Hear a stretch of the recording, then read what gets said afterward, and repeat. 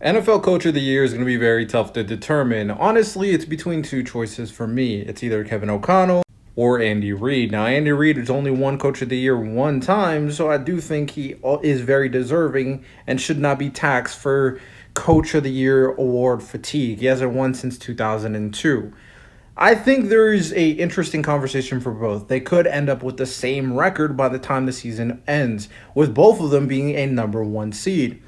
The reason why I find it most interesting between the two is considering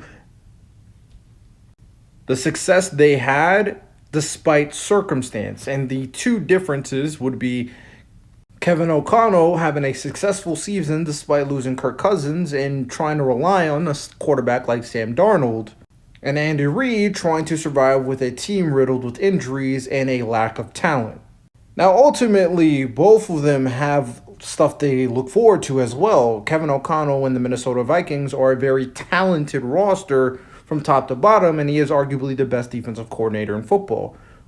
Andy Reid has probably the best quarterback other than Tom Brady that's ever lived. So both of them have something and both of them don't have something. So what do you favor? Ultimately, I'm going to go with Andy Reid for Coach of the Year. I think it's more impressive despite having probably the GOAT on his team. The fact that they were able to still win games in a consistent manner, especially close games with this lack of talent, having one of the worst tackle plays, having one of the worst receiving cores, having one of the worst running back rooms, having one of the worst pass defenses, and having a pretty mediocre pass rush, and still being 15-1. I think for me, when it comes down to it, if Patrick Mahomes doesn't win MVP, I think Andy Reid should win Coach of the Year.